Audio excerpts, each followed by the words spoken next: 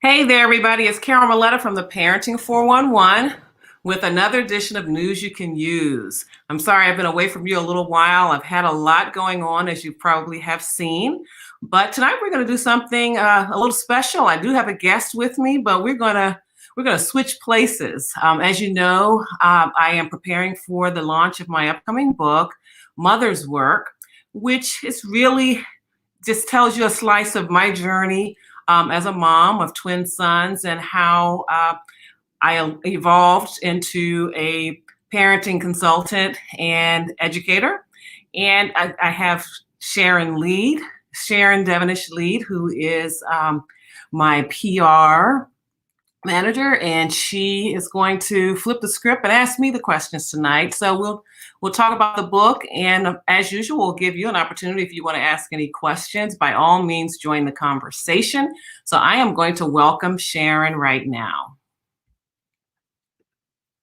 Hey there.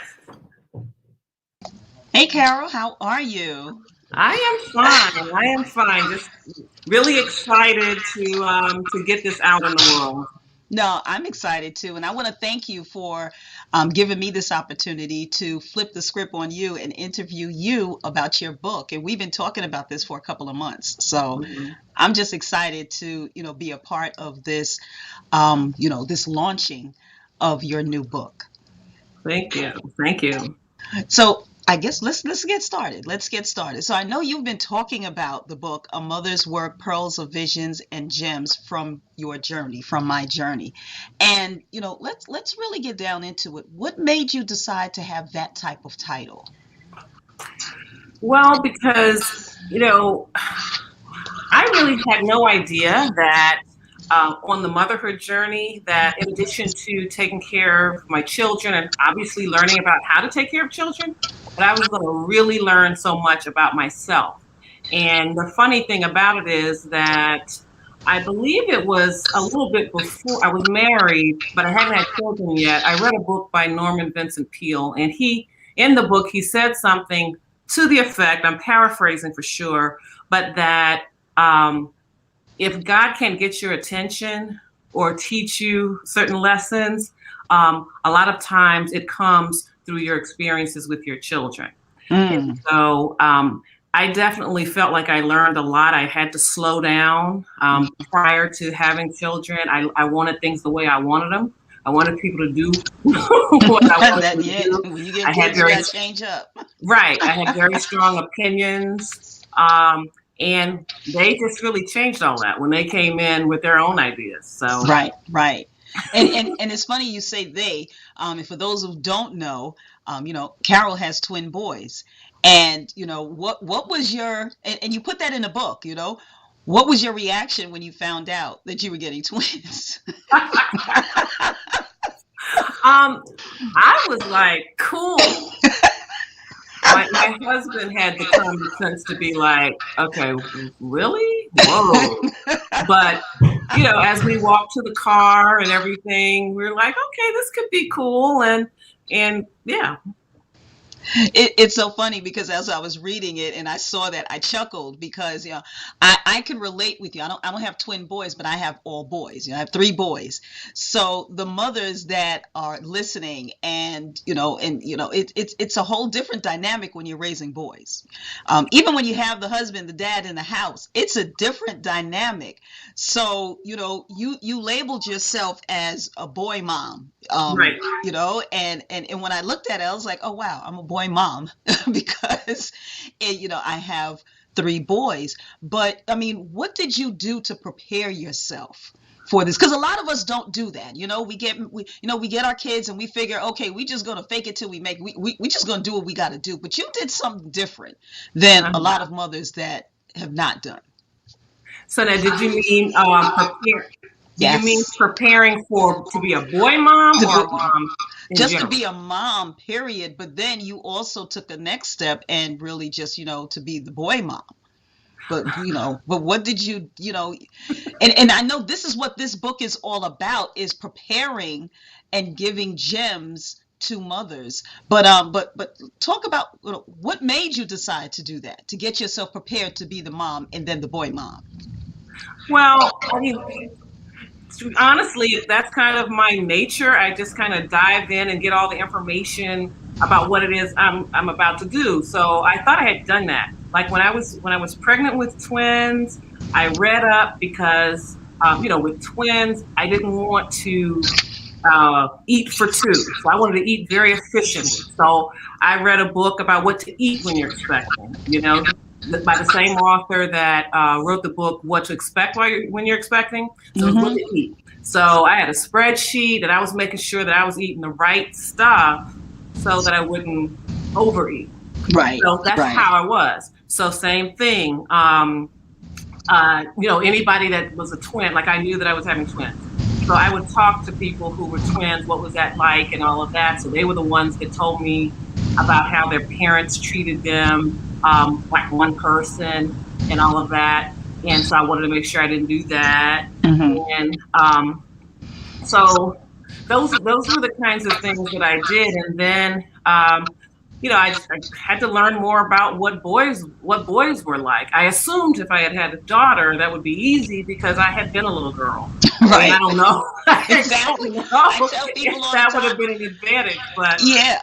I tell people all the time, I don't know how to be girly. Like you tell me to come and, and braid a little girl's hair. I'm going to look at them like I can take her to the hairdresser, but but with boys, I can adapt much better. And, that's why I feel so close to this with your book and other mothers who have sons who, to get this book is because it's the relation.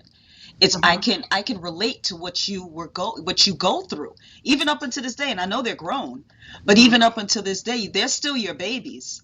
right. So there was just so many gems that you dropped in the book. The new mindset of parenting, about parenting. um I found that to be fascinating because when you become a mother, or even I want to say a seasoned mother, it's always a mind shift. It's always a mind change. So talk to me about that. Talk, what you meant when you put that in the book. Well, absolutely, because I got married when I was 30 years old. And so I had my sons when I was 36. I was 36 when they were born. So I was very much set in my ways. Absolutely. At the same time, though, I didn't realize it, but I did have the capacity to be a little more mellow. I mean, once they kind of got my attention, whereas if I had had the boys at 25 when I thought I would, shortly after college, I wouldn't have had the patience. Absolutely, I was a different person. So there was definitely that, and then just that I've always been open to researching what I wanted to know and all, but you really couldn't tell me much when I was 25, 27. So like all of us. Right.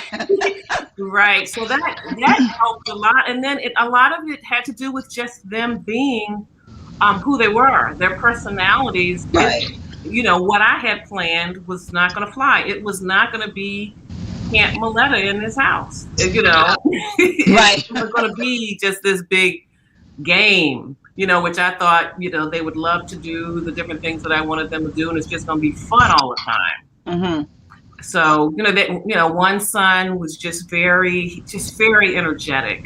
And I like to say he played hard, but thankfully he slept hard too. So, in the evening he went right to sleep. So that was great. But when he was awake, he just, really wanted your attention. I mean, he was, funny and energetic. And my other son was so loving and, just so huggable and squeezable and just very, very observant and quiet.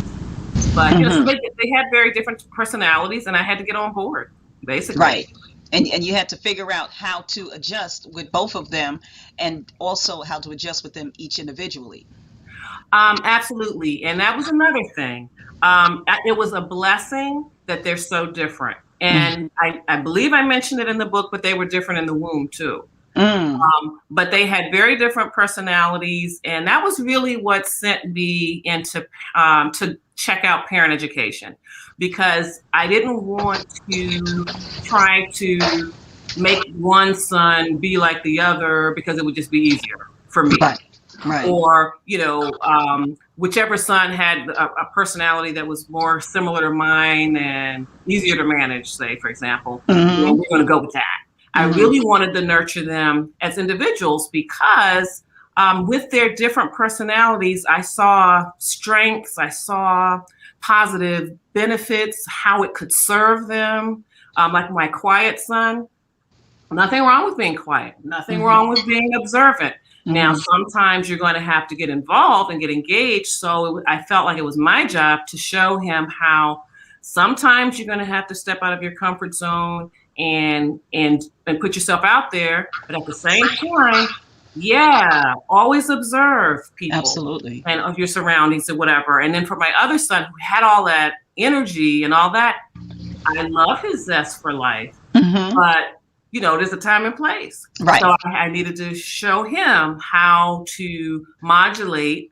And then when it's time to, let loose, then let loose. I mean, I even told him one time, I said, when I want you to do that thing you do, like when you get all, and he's like, yeah. I said, okay, when we go to the mall, if we ever get separated and you don't know where I am, go off.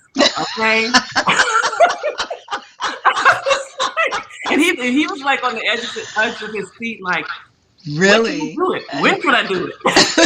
He Because just I want waiting. to do it. So I said, So let me ask, did he ever get misplaced and he had to do it, or he never had a chance to do it? I Inquiring minds would like to know. um not really. Not really.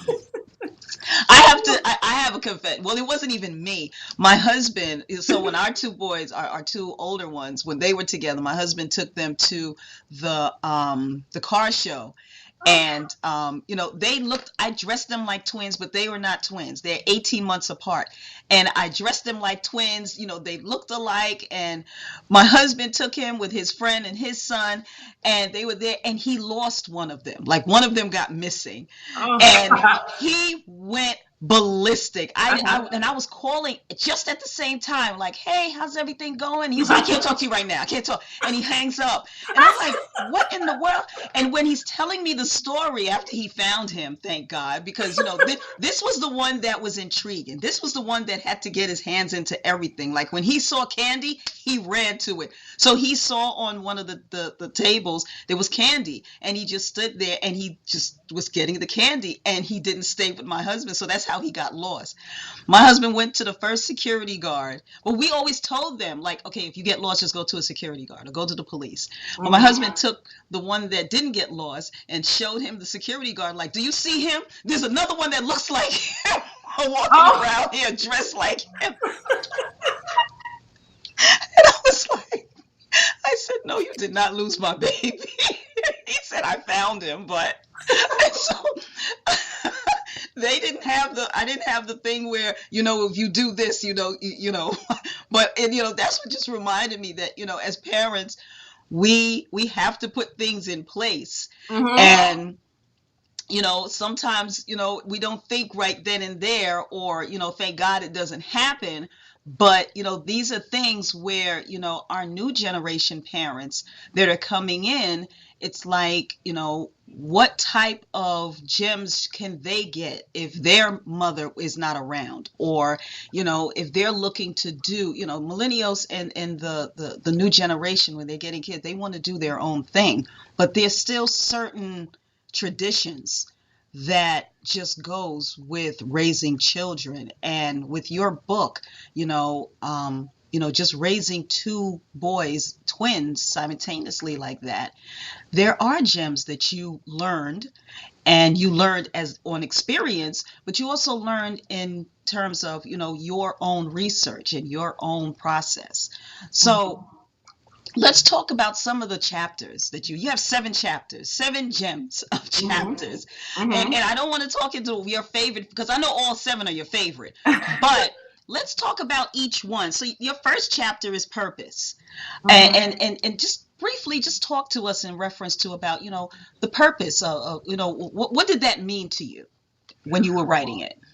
Well, for me, it really meant um, those early years really focusing, like getting out of my mindset of how I'm going to make everything work for me, but really recognize that Hmm.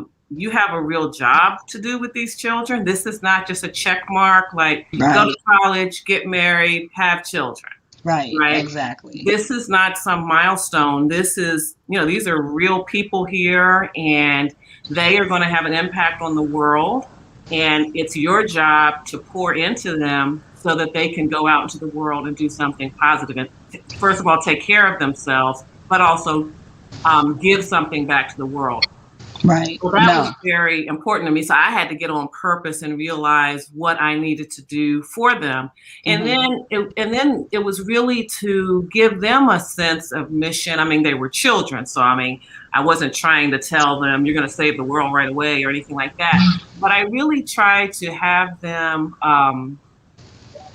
think about what they were doing. Like very early on, they should understand the consequences of their behavior. Like Right. so that Right. they can connect the dots with what they're doing, Yeah. with their behavior, and show them that they really have a lot more control over what happens to them than they think. I mean, yes, mom and dad are the leaders in the family, and we're going to pretty much set the parameters, but they have a lot more to say about how their day goes than they realize. It's not just us pulling the strings. If we go out to the store or go out to their friend's house or something like that and they misbehave, we're coming home. Right. You don't have to Right. pay a whole lot of fanfare, spanking them, doing whatever. It's just, when things don't work out, you lose a privilege or Hmm. whatever. So that's how I was able to really instill in them to act with purpose. Or, Hmm. you may misbehave, but just know what you're doing. What the consequences are going to be coming about with. Yeah. So, as long as you're good with that, as long as you understand that. And so that was really important. And so, and sometimes even when it came to watching TV and then as they got older, the music they listened to, I mean, I try Hmm. not to be too much of a drag, but I always was like, what is that teaching you? Like, Right. why Right. is that? Like, when they were younger, they used to want to watch some shows that were, above their head. Like, even if it wasn't anything like violence or sex, but if you don't know what's going on, why are you sitting there watching it? Like, Right. you could be reading a book, you could be playing a game that's going to feed your mind and be Exactly. worthwhile. Like, I Right. didn't want them to get into the habit of sitting in front of TV and just flipping channels and not being engaged, stuff Right. like that. Right. Just acting with purpose. That's really what it comes back to. Like, what is this doing for me? Is it entertaining me? Then be clear about it's entertaining, but make Right. sure you know what you're looking at and that you're being entertained. Right. Right. No, that's so important, just as children growing, and especially boys, because boys can literally be distracted so easily. And how we did it with our boys was, I'll be honest with you. I love some Ratchet shows. Like, that is just like a debriefing to me. But, when you're younger and you're watching, and there was some really stupid cartoons, in their times. Yeah. And I would just sit there, and I'm not going to name any because Right. I don't, but I mean, I'll just sit there and just be like, just by the name alone, why would you want to watch that? Right. And I mean, I actually will name one show that I actually like, so I can name it. I'm not being negative, but okay, when they were younger, and you probably found this too. Do you remember how all the younger kids used to like Everybody Hates Chris? Yes. And Yes. Chris Rock would tell you the show was not for kids. It was about kids, but it was not for kids. It was for the parents Parents. that Yes. were familiar with the 80s music, the late 70s and the 80s music, and they would get the jokes. Mm-hmm. And I'm like, Absolutely. so but they wanted to watch. And so then, my husband and I, we'd be sitting there watching them and watching the show. And Chris would say, the characters would say things that were really funny, but you had to be growing up in the 80s to understand it. To And the boys understand were it. sitting there, we're cracking up. They know nothing about what's going on. So I was like, this show isn't for you. And after they got a little bit older, it was fine. But that was like the perfect example of a show that wasn't harmful, But but it wasn't for don't them. get it. Right, exactly. You don't get the point. You don't get the point. You weren't from the 80s. You didn't have the 70s and the 60s mother that, would would throw a shoe at you or whatever. Right. Or the dad that would sit there and just count the dots up with the money. I mean, and I really appreciate that show because it really made you think about how parents were back in the day, and we lose that now. Yes. We lose that, and again, I keep going back to the purpose of the book is because one, a lot of parents, a lot of moms, they don't do their research. When they find out that they're pregnant, it's like, okay, I think everybody got that book, What to Expect When You're Expecting. I think every mother gets that book. How many mothers read it? It just didn't look enticing. I'll be honest with you. Yeah, it's long too. It's thick. Like I don't think I got through the whole thing. Now, I will say that I got through what to eat when you're expecting because I was on a mission about that. Right, I didn't want to gain 100 pounds with 2 babies, but what to expect when you're expecting, I didn't finish. I didn't get through the book. I didn't get. I'll be honest with you. I didn't get through the book. But but with your book, it's different. And the reason why is because you're talking about experience, and that's what people really buy into is the story, the experience, and what did you go through. Just in case I go through this, a mother and father that finds out that they're getting 2 twin boys. Oh my goodness, let me make sure I get Carol's book, or I have 2 twin boys already, or I have boys, or even girls. Let me get Carol's book because she went through this, and not only that, your background. Talk about your background because that plays a part in the credibility and the expertise in you writing this book. So, do you mean my background before? No, before I had the kids? no, now. Oh, Now. okay. Well, okay. So I guess I'll tell a little bit about my journey then. So I had the boys, and so I had to figure it out. So I was, read a lot of books and things like that. Also, into that first year, we learned one of our sons had some developmental delays. So I had to learn a lot about that and, read books. And then also one of the people that he worked with happened to be a speech and language therapist. She did a wonderful job of telling me what they worked on whenever they had their sessions. And then she would give me homework. And so next thing I knew, I was home making stuff. I mean, I was in marketing prior to coming home with the children. So I started using my PowerPoint skills and just other things to put together tools to, number one, support what she was doing with him, but also just really to create fun tools for them to teach them like their morning routine and their nighttime routine. I had fun charts. I used characters that they liked, like Thomas the Tank Engine or things like that. I created posters so they'd know what we were going to be doing for the day, who we were going to see. I had I even went and bought an old school One Step, the Polaroid One Step camera, and took pictures of things, took pictures of people, took pictures of our family members and Velcro. And so they would know. I'd set that up every day. We're going to see grandma. We're going to do this. We're going to do that. And so they'd be able to visualize what we were going to do every day. So that was something else. And so then when they went to preschool, they started preschool. One of the teachers had in the back to school night package a brochure from an organization that taught parenting classes. And it really resonated with me because it really talked about meeting children where they are and really instilling courage in them. And it's important that they have that they know that they have that they matter, that they count, that they matter to the family, that they have their place in the family. And it's also about instilling courage in them to develop the life skills to meet challenging situations. So I said, this sounds really good. And it also, I really saw in that as well, that I would be meeting their individual needs, as who they were. And so I started taking those classes, and it just, I just connected with it right away. And it really, like I also talk about, it also reminded me very much, it was very biblical to me. Like I would be looking around the class, I'm like, okay, so y'all don't see this, you know, because it really, a lot of times when I'd be sitting there, telling them what to do, they're like 1.5 or 2.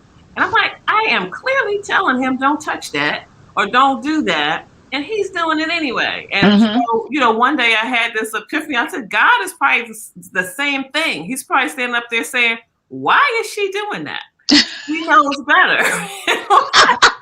And so that's when I realized, this is really a ministry. Parenting these boys is a ministry. And so that's, sort of how I began to approach it. And so I took about 2 classes. And so the nonprofit organization that provided the instruction said, we'd really like you to take our leadership program, participate in that. And I was like, really? I'm just trying to I'm learning. Right. And so they were like, you can still do that, but we really would like for you to do it. And so after they asked me, twice probably, I said, I'll go ahead. And so I started at that. And so I became certified as a parent educator. So I worked my way up the ladder. You start off kind of helping with administrative tasks, and then you become an assistant, and then like that. You have to put in a lot of hours, and rightfully so, because you're really trying to help families. And so I did that. And I did that for about 4 years. Well, I've been doing it ever since, but 4 years into that, I had met another mom through a mom support group, Mocha Moms Incorporated. Yes, and I am one also. I'm a board member of Long Island Mocha Moms. Selfish plug. So we started a company back in 2009. And Mocha Moms was one of our first clients. And so, so we did that and did that for a while. And then about 4 years into that, I started a parenting radio show. I met someone on LinkedIn that reached out to me, and she wanted to learn more about my work. And I really thought I was connecting with her because she supported women entrepreneurs, but it turns out she was in radio too. So that's how I launched the show. That was 2015. So that's what I've been doing. And then in 2019, I was named the Mother of the Year for the District of Columbia by American Mothers Incorporated. And so they're the organization that started Mother's Day. I mean, it wasn't American Mothers Incorporated back then, after the Civil War, but it's the organization that has resulted from that effort. Right. Yeah. And the reason why I wanted to bring up your background is because it plays a major part in your book. Not only do you have the experience of raising children and having gems and wisdom, but you actually are teaching and helping other parents understand parenting. And so when people are listening to this, I want them to really understand the how deep rooted you are with this. This isn't something where, and a great experience, I go experience all the way. But when you have experience and then you have the education and the background to back it up, You're so much more, your credibility is so much more higher and greater for more people to want to say, I need to get that book. I need to talk to you about this, because it's not easy, especially now with what's going on with the whole Black Lives Matter, with with just the with children just not understanding what's going on with their own selves. Parents are confused. I mean, everybody needs guidance. Everyone needs guidance. Absolutely. And that's, I have to say that I didn't know that I was raising my boys for the Black Lives Matter era. I mean, as a matter of fact, I had no idea we were going to be back here. I mean, I know. I mean, don't get me wrong. I certainly knew I was raising Black boys, and there certainly were things that we had to teach them about their experiences in America. But I didn't know that when We were they going to be doing this. this age, that I would almost need to worry about them as almost as much as I did when they were 7. Right. In terms Exactly. of when they're out of the house. And so, but what I will say though is the positive discipline approach, which is pretty much, I mean, I didn't invent it, but I believe in it. And that, and everything that I teach has that at its core. It really is about empowering your children, because if you have children that you tell them what to think, you tell them what to do, and and they have to do it your way. They have no room to think critically. In today's world, they're gonna be in trouble. Absolutely. And so, like I said, I didn't know I was raising them for this, but I knew I was raising Black sons. And so I always wanted them to be able to speak clearly and not get angry, or not wait, to advocate for themselves without having to reach their boiling point. Because I always wanted them to speak clearly and calmly, because when you're irate and out of control, then people don't hear your message.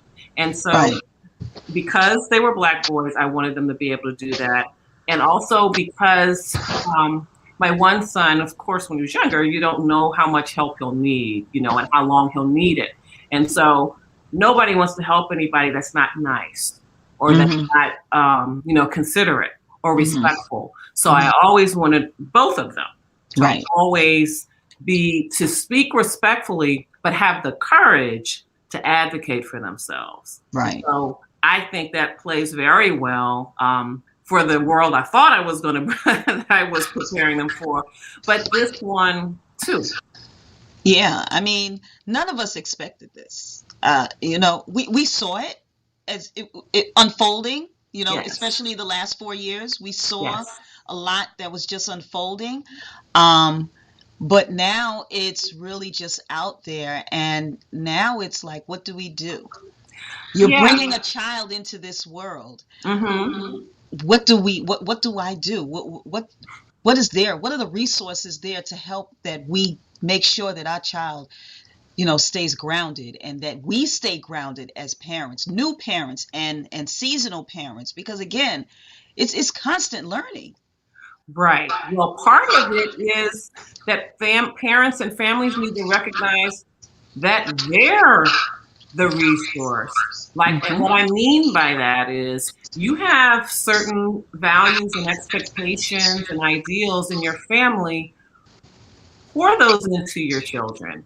Also, within the family, give them a voice. I am so thankful that my husband traveled for business sometimes, but we really ate dinner as a family fairly regularly. I think that's really important. Those dinner table discussions, or whatever mealtime discussions, and really asking them for their views. We used to have family meetings, and I mean meetings with us taking notes and everybody having responsibilities and rotating responsibilities, and also making family decisions and giving them a voice. It may not always go the way they want, but just being heard makes a tremendous difference. Yeah, children definitely. in terms of their behavior and all of that. I mean, and we're as adults, even if things, if we're in a corporate setting or whatever organization that we're working in, even if our idea isn't the one that we go with, as long as if you heard it, if as long as it's been heard and considered, we can kind of go along with the majority. Right. Absolutely. And you talk about that, in terms of, with the family setting and so forth, but it's also, relationships and support. And one of your chapters is similar to that, it's love and friendship. Mm. Talk about that. I mean, because that's important. Absolutely. And I talk about how we really learn about love and friendship in the family first, because all of the things that you do with friends, I mean, showing respect, showing concern when they're having a problem, or being willing to help when they need help, you practice all that at home. I mean, with your family members. So you're really, I mean, not only are you loving and supporting your family, but you are learning the fundamentals of friendship and teamwork. So I spend a lot of time on that in the book about what parents can teach at home, so that when children go out in the world, they can really influence it for good and, leave the bad habits. Right. Very, very important. Very important. And again, you go off of experience, but you also go off of the educational part of it, because this is what your business is about. This is what you do. So, that's very, very important with the relationship, with the support. And I know you mentioned, Mocha Moms was, one of your clients, but were you a Mocha Mom also? I mean, what type of organizations did you belong to that helped you in the process while you were raising? Oh man, I owe a lot to Mocha Moms, actually. So let's see, the boys they were a little over a year. No, they weren't quite a year when I finally felt comfortable getting out of the house, leaving with 2 kids. Oh yeah, tell me about it. So 2 babies, So yeah, so that was great. I mean, that sisterhood was very important. And so, we would have frank discussions about challenges we were having, and we formed some really close connections that I still have to this day. And so, and even with the moms that maybe I didn't get to know as well, we didn't live near each other, or our children weren't quite the same age or whatever. But the beauty of the organization was that I still could pick up the phone and call any of them if I was having a problem with potty training or whatever. And another thing that I really loved about the organization is, how sometimes when women get together, they will talk about their boyfriends or their husband, bad mouthing them. And that was something that they did not do. Nope, you're right. They did not do that. No, you're right. Yeah, I mean, it doesn't mean everybody had, perfect relationship or whatever. But it was supportive. It was not about that. It was really about honoring whoever your partner was, and acknowledging their contribution or whatever. Or you didn't say anything. I mean, you just didn't talk about your spouse or your partner. That was something that I noticed right away. And I really love that. It was very much about family, sisterhood, right? The parenthood, sisterhood and family. So that was an important organization. And then when we were in middle school, the boys were in middle school, we joined Jack and Jill. So, and that too was another organization that was just really all about supporting each other and, supporting and loving on each other's children. Like, we really cared about that. And, if mom wasn't around, we looked after the other children, and the moms could just feel comfortable that rules would be followed and that their child would be safe, and that, and at the same time, it provided our sons with other children who looked like them, whose parents were saying the same kinds of things that we were saying. So they didn't have to say, "Oh, it's just my parents that make me." No, And Yeah. it plays a part. It definitely Yeah. plays a part because you're in a like-minded environment for both you and your children. And you putting these tips in there, these wisdoms, these gems, these pearls in Mm-hmm. your book, some people don't even know about, that there are groups out there, that there are supportive groups. There is that good girlfriend that, you can really, rely on and things like Mm-hmm. that. But, how is it that you can, get access to these resources? Or how is it that you can, really make sure that you get the best out of it, and not just just be in it and not understand it. So these are things that, that's why I appreciate, how you broke down these chapters. And like I said, you have 7 here, and I know we're coming down to the wire, but you know which is your favorite chapter? And I know all of them are your favorites, but which one would you say, like, this one really had the strongest impact on you as you were writing it?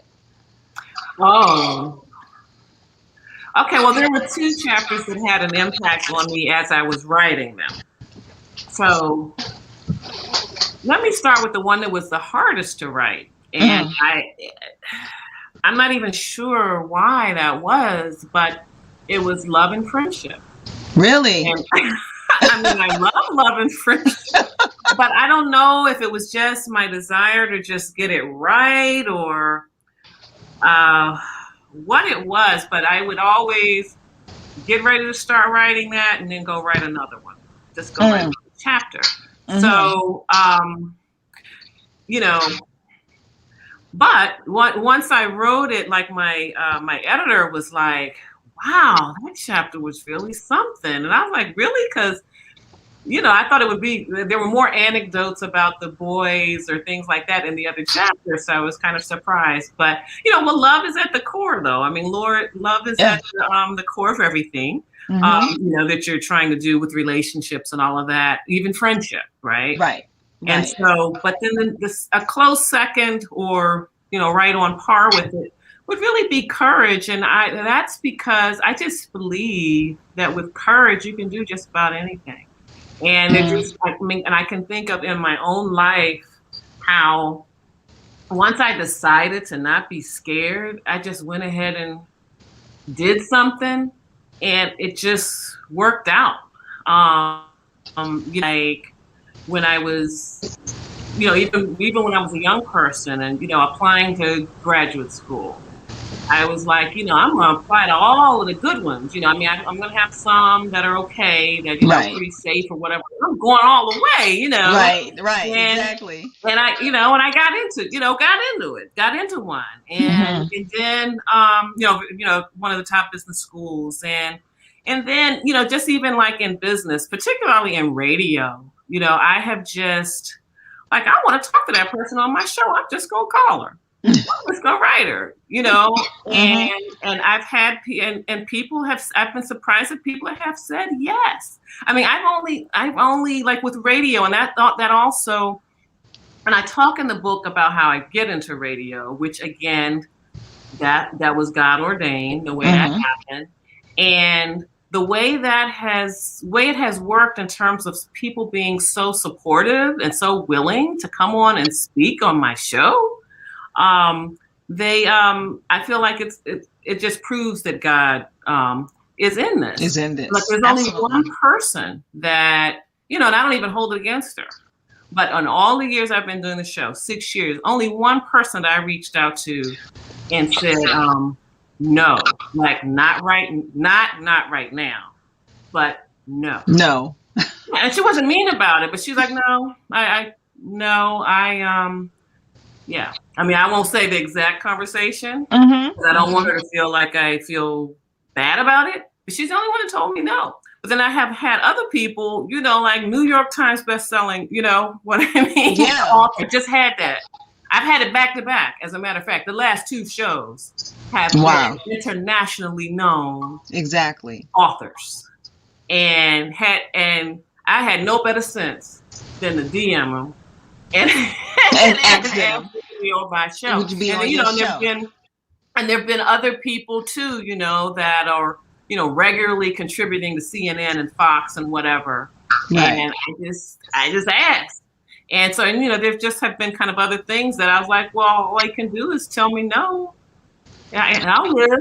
and And and so and that's that's where the courage came in. and, That's where right, and so and you put that into your children to say, do not be afraid to well, go for your right. And dreams. there have, I mean, I can't put all the anecdotes in there, but they have done things. I mean, I put a few in there, but they have done things as well. And I really locked into that courage thing because for the organization where I was taking the parenting classes, the founder had told me very early on. I mean, the boys were probably 3 years old, and I was telling her something. I was just telling her a little story about what one of the boys had done, and she said, regarding my son who was having some challenges, that we were working with at that point. He was really Hmm. working hard on them, and she said, and don't let him off the hook. Like, you expect the same things from him that you expect from your other son, because um, all children need courage. So she said, well, he's going to need more to overcome his challenges. And Mm, so that just stuck with me, that, if you're just willing, exactly. you have the Exactly. courage, you might make a mistake the first go around, and then you tweak it, and you come back and try it again. But if you just have that in your heart, Hmm. um, then there's not much you can't accomplish. And he's an example of that. He is a courageous, hardworking dude, and I just have no doubt that he will, be able to do what he puts his mind to. And that's great, and again, you have testimonies, you have the Hmm. stories, you have the Hmm. experience, you have Hmm. everything just wrapped up into a mother's work. And so we're coming down to the end. Hmm. Who was the book really for? Who is it for? Who You wrote this book, when you write a letter to someone, Hmm. and and you say, okay, I'm going to write this to you. Who Hmm. was it really deep down that you want for this book, to read this book?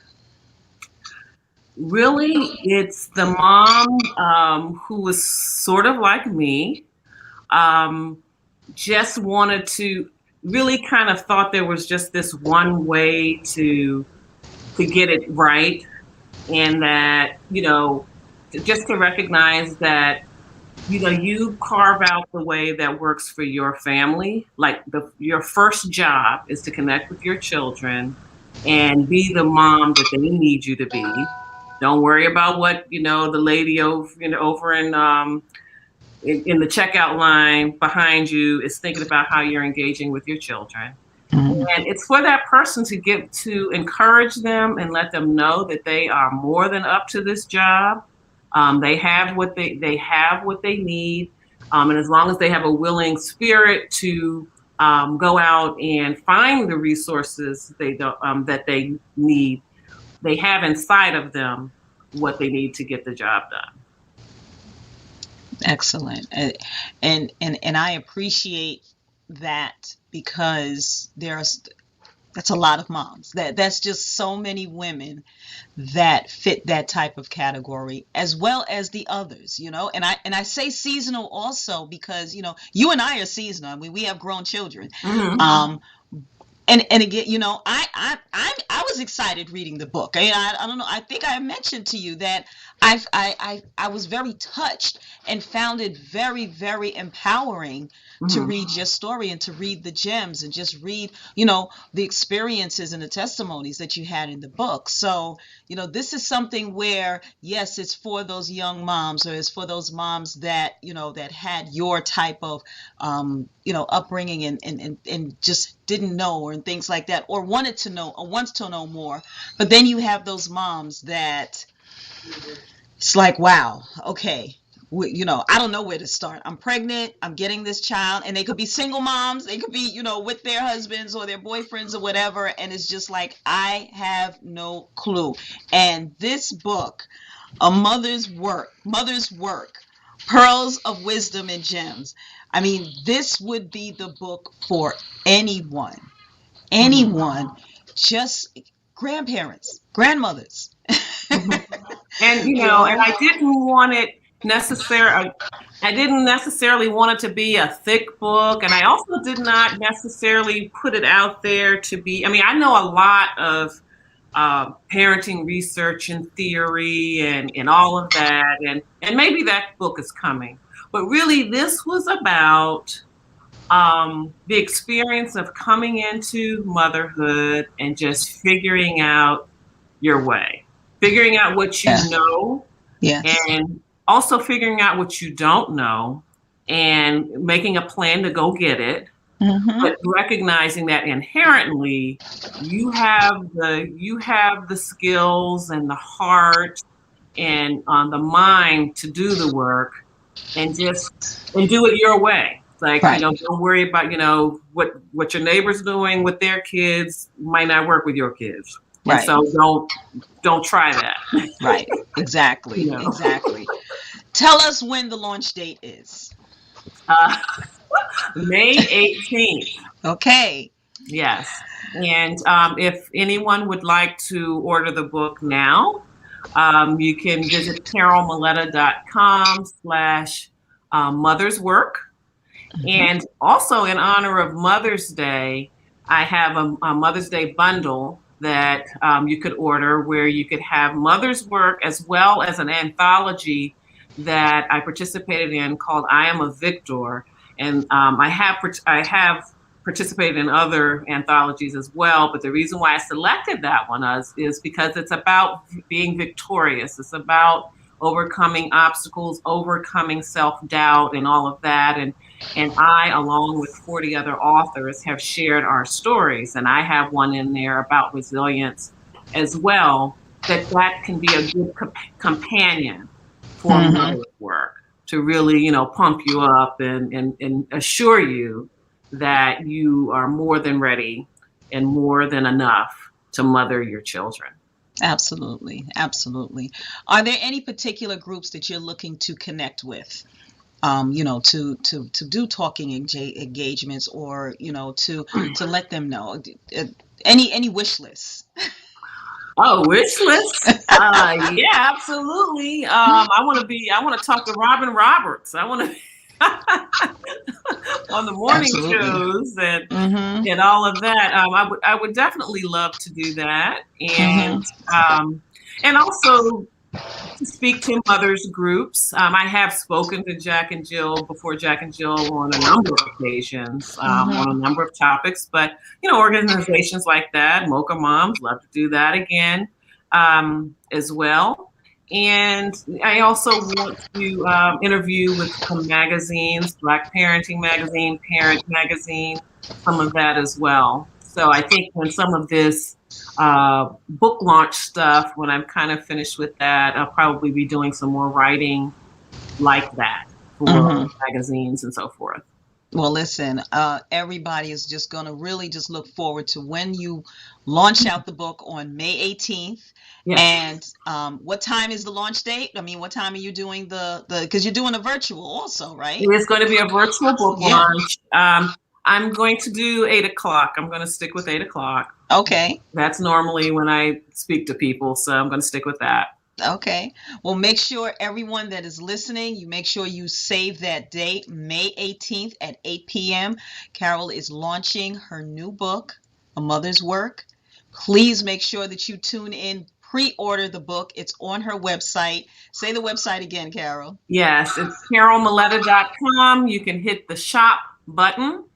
And also, I'll drop it in the chat as well. If you would like the Mother's Day bundle, you can visit carolmaletta.com/MD2021.